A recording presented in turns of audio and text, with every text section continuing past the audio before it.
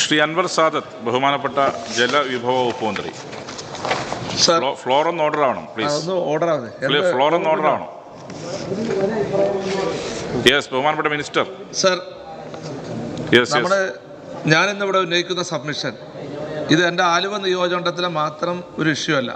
ഇത് കേരളത്തിലെ എല്ലാ പഞ്ചായത്ത് റോഡുകളുടെയും PW റോഡുകളുടെയും അതുപോലെ തന്നെ ഈ ഇപ്പം പല ഫണ്ടുകൾ ഉപയോഗിച്ച് പല റോഡുകളും നിർമ്മാണം നടത്തുന്നുണ്ട്.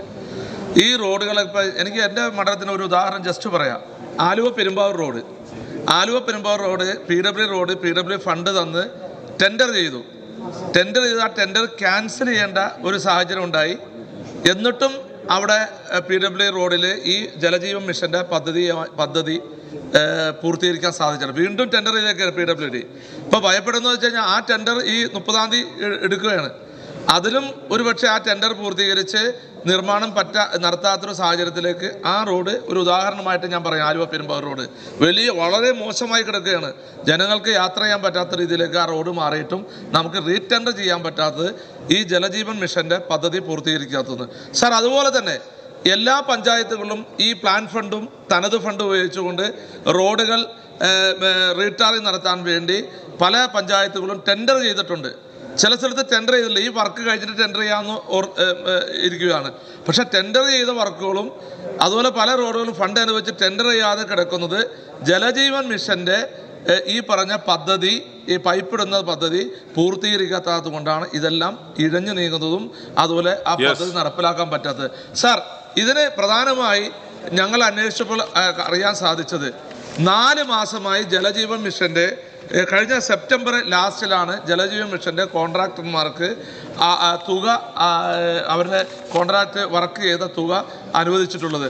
ഇതുവരെയും ബാക്കി സെപ്റ്റംബറിന് ശേഷം അവർ ചെയ്ത വർക്ക് യഥാസമയത്ത് ജലജീവൻ മിഷന്റെ വാട്ടർ അതോറിറ്റി ഉദ്യോഗസ്ഥന്മാർ വാട്ടർ അതോറിറ്റി ഉദ്യോഗസ്ഥന്മാർ ബില്ല് അപ്ലോഡ് ചെയ്യുമെങ്കിലും ഫണ്ട് അനുവദിക്കുന്നില്ല. ഏകദേശം 3000 കോടി രൂപയോളം ഇന്ന് അത് ഈ കോൺട്രാക്ടർമാർക്ക് പെൻഡിങ് ഉണ്ട്. സാർ, എനിക്കറിയാൻ സാധിച്ചത് ഈ പദ്ധതി നമുക്കറിയാം കേന്ദ്ര സംസ്ഥാന പദ്ധതിയാണ്. 42,000 കോടി രൂപയാണ് അല്ലെ ടോട്ടൽ ഈ പദ്ധതി നടപ്പിലാകുമ്പോൾ വരാൻ പോകുന്ന തുക എന്നാണ് എനിക്ക് മനസ്സിലാക്കാൻ സാധിച്ചത്. സാർ, 4,000 കോടി മാത്രമാണ് നമുക്ക് ഇപ്പം ചെലവഴിക്കാൻ സാധിച്ചിട്ടുള്ളൂ.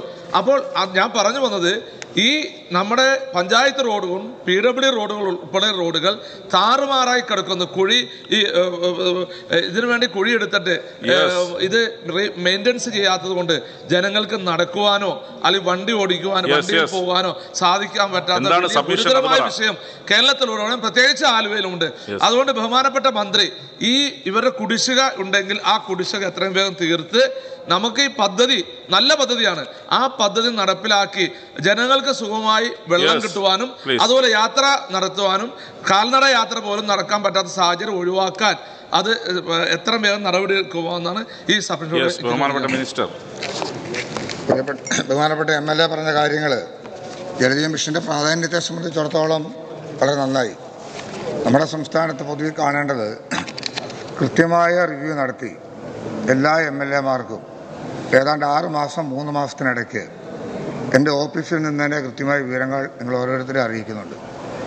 കഴിയുന്നത്ര MLA-മാർ അതാത് മണ്ഡലത്തിൽ അത് വീണ്ടും റിവ്യൂ നടത്തി മറുപടി തരാറുമുണ്ട്. തീർച്ചയായിട്ടും അത് ആ നിലയെ തുടർന്ന് പോകണം.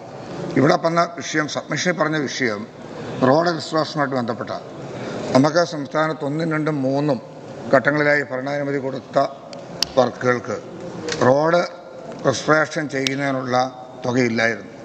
താൽക്കാലിക രജിസ്ട്രേഷൻ മാത്രമാണ് ഉൾപ്പെടുത്തിയത്.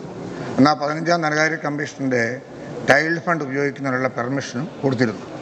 എന്നാൽ 4, 5, 6 ഘട്ടങ്ങളിലായി കൊടുത്തതിന് റോഡ് രജിസ്ട്രേഷൻ ആവശ്യമായ തുക അനുവദിക്കുകയും ചെയ്തു. ഇത് വലിയ ബുദ്ധിമുട്ട് പഞ്ചായത്തുകൾക്കുണ്ടായി. അവർക്ക് റോഡ് റിസ്റ്റോർ ചെയ്യാൻ സാധിക്കാതെ വരും. അതുകൊണ്ട് കേന്ദ്രത്തിൽ നിരന്തരമായി സമ്മർദ്ദം ചെലുത്തി 1, 2, 3 ഘട്ടങ്ങളിൽ ഭരണാനുമതി കൊടുത്ത വർക്കുകൾക്കും റോഡ് റിസ്റ്റോറേഷൻ നടത്തിയിട്ടില്ല എങ്കിൽ അത് നടത്തുന്നതിനാവശ്യമായ തുക കൂടി അനുവദിക്കപ്പെട്ടിട്ടുണ്ട്. അത് അതാത് പഞ്ചായത്തുകളിൽ അതിൻ്റെ എസ്റ്റിമേറ്റും കാര്യങ്ങളും വാട്ടർ അതോറിറ്റിയുമായി ബന്ധപ്പെട്ട് തയ്യാറാക്കി ആ പ്രവർത്തികൾ നമുക്ക് ഏറ്റെടുക്കാവുന്നതാണ്. ഏറ്റെടുത്തിരിക്കുന്ന കരാറുകാരൻ തന്നെ അത്തരം കാര്യങ്ങൾ ചെയ്യാൻ വില്ലിംഗ് ആണെങ്കിൽ ജലജീവൻ മിഷൻ പ്രവൃത്തിയോടൊപ്പം അത്തരം പ്രവൃത്തികൾ ചെയ്ത് മുന്നോട്ട് പോകുന്നതിന് തടസ്സമില്ല. ഏതെങ്കിലും കാരണവശാൽ ആ കരാറുകാരൻ അത് ചെയ്യാൻ തയ്യാറാകുന്നില്ലാത്ത പക്ഷം ആ നിശ്ചിത തുകയിൽ തന്നെ നിന്നുകൊണ്ട് പഞ്ചായത്തുകൾക്ക് അവർക്ക് അറേഞ്ച് ചെയ്ത് ചെയ്യുന്നതിനും തടസ്സങ്ങളില്ല. നമ്മൾ കാണേണ്ടത് സംസ്ഥാനത്തൊട്ടാകെയും വലിയ തോതിൽ ഇത്തരം വർക്കുകൾ നടന്നു വരിക. അൻവർ സാദത്ത് പറഞ്ഞത് ശരിയാണ്. മുൻകാലങ്ങളിലെ പോലെയല്ല എല്ലാ റോഡുകളും പൊളിയുക. പൊതുമരാമത്ത് വകുപ്പ് റോഡുകളുണ്ട്, NHA ഉണ്ട്, ഗ്രാമീണ റോഡുകൾ മുഴുവൻ പൊളിയും. അതുകൊണ്ടാണ് റോഡ് രജിസ്ട്രേഷൻ ആവശ്യമായ തുക കൂടി കണ്ടെത്തി പോകാൻ നമുക്ക് സാധിച്ചിട്ടുള്ളത്. അപ്പം നല്ല ഇടപെടലുകളാണ് അതിനകത്ത് ആവശ്യം. എന്നാൽ മറ്റിതര ഏജൻസികൾ അവർക്കാവശ്യമായിട്ടുള്ള മാർഗനിർദ്ദേശങ്ങളുടെ അടിസ്ഥാനത്തിൽ അത് ഡിപ്പോസിറ്റ് ചെയ്യുന്നതാണ് ഡിപ്പോസിറ്റ് ചെയ്ത് ആ ഡിപ്പാർട്ട്മെൻറ്റുകളുമായിട്ട് ആലോചിച്ച് പ്രവർത്തികൾ മുന്നോട്ട് കൊണ്ടുപോയിക്കൊണ്ടിരിക്കുന്നു. വ്യക്തിഗത തടസ്സങ്ങൾ കാണുന്നില്ല. എന്നാൽ പൈപ്പ് ഇട്ടതിന് ശേഷം പ്രഷർ ടെസ്റ്റ് നടത്താനുള്ള സമയം നമുക്ക് ആവശ്യമുണ്ട്. അതല്ലാതെ അത് റിസ്റ്റോർ ചെയ്താൽ വീണ്ടും പൊളിക്കേണ്ട സ്ഥിതി വരും. അപ്പോൾ കരാറുകാർക്ക് കൊടുത്തിരിക്കുന്ന ആ നിശ്ചിത കാലഘട്ടം വരെ അത് നമുക്ക് പരിശോധിക്കേണ്ട, അല്ല അത്തരം കാര്യങ്ങൾ ഇടപെടാൻ ചില പ്രായോഗികമായ ബുദ്ധിമുട്ടുകളുണ്ട്. സാമ്പത്തികമായി പറഞ്ഞ വിഷയങ്ങൾ പൂർണ്ണമായും അത്ര ശരിയല്ല. നമ്മൾ ഈ പറഞ്ഞ കാര്യങ്ങളിൽ 2-3 മാസത്തൊക്കെ ഉണ്ടാവും. സംസ്ഥാനത്ത് ഏതൊരു ഗവൺമെൻറ് ഭരിച്ച കാലഘട്ടത്തിലും പ്ലാൻ ഫണ്ടും നോൺ പ്ലാനും ഒക്കെ പണിയുന്നത് എത്രയോ കാലഘട്ടത്തെ കുടിശ്ശിക കിടക്കുക. 2 മാസത്തെ കുടിശ്ശികയാണോ ഈ രാജ്യത്തെ ഏറ്റവും വലിയ പ്രതിസന്ധി? അതൊരു കാരണമായി പറഞ്ഞു നിൽക്കരുത്.